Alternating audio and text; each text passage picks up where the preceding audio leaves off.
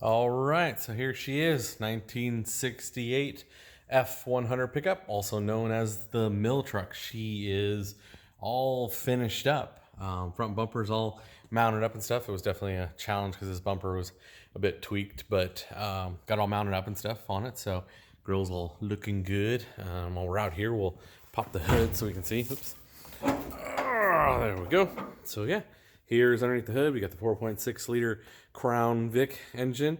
Everything is all set up and wired up onto it. Utilize the pretty much everything factory from the Crown Vic onto it. So things can be modified later on, you know, custom cold air intake and that kind of stuff. Utilizing the Crown Vic booster and master cylinder. Got the Crown Vic AC system and heat system all in place, which is good for this time of year because we're starting to get chilly and stuff. So Crown Vic radiator, fan, all the electricals all been cut down onto it. There's our main harnesses coming through onto that side. Yeah, so everything comes through. Batteries mounted over here on this side. There's our main fuse panel and stuff on it. So yeah, she rocks and rolls.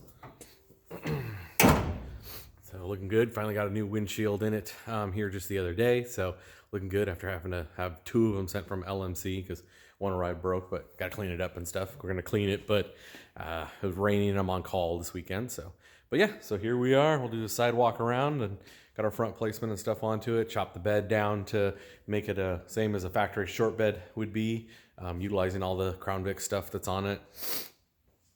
Cut, of course, out of the back side, 4.5 inches out of the back and like 16 inches at the front side on it.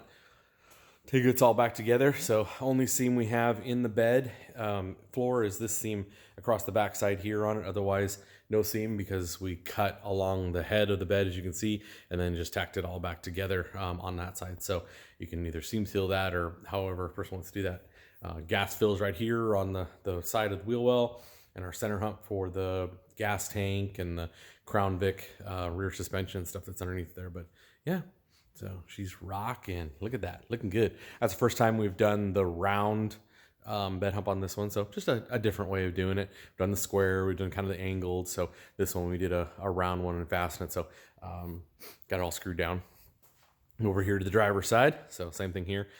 Left the side tie down pieces on there, so it can be removed later on. Crown Vic wheels and tires are on it. But yeah, here's what she looks like on the outside. Back window, got a nice gap on the bedside between the bed and the frame. It's a nice, cool patina truck. We call it the mill truck because it did come from a mill over, I think, like in Portland area or Spokane, somewhere around there. We've got some mills around us, so that's where it all came from. We'll take a walk on the inside. So everything factory here on the inside. Got a little bit of rust on the floors, but nothing that a new floor pan can't take care of pretty easy. Deluxe trim on this one. Of course, the glass is all in place. We were able to utilize most all the truck stuff. So I got the truck column still in place here, tied into the Crown Vic steering down low. Got the Crown Vic gauges set inside the truck cluster. So it looks pretty good, nice and set in there. On this one, we utilize the Lokar shifter or gear selector, I should say, since it's an automatic. Love it. It's absolutely beautiful. Looks like we got I forgot we got to tie up the OBD2. So we'll put the OBD2 right here on the bottom of the dash so that it's easy to get to. Got the Crown Vic climate controls. There we go. Sorry, climate controls all put in here where the old radio controls were at. Or I'm sorry, not radio. That was actually where the truck heat vent things, the controller was set at. So this head does have the radio delete in it. So otherwise the radio would go right there. But yeah, so that's all tucked in there. Glove box up top. We got the AC and heat vents down here ready to be tied into. Those are standard 2.5 inch openings, so you can slide a 2.5 inch tube in there and then hook up the vents any way you want them to either run up here. I definitely recommend running at least coming up and wiring off into up here that we've got a defrost action going on inside of it. So that side of the floor is not too bad. A little spots in the back corner, but nothing horrible. There's our blower sitting there, so not bad. Even when you duck down to see, it's no more than what sticks down with the truck system. But yeah, when you're up here in driving position, then yeah, just a little bit, barely sticks down.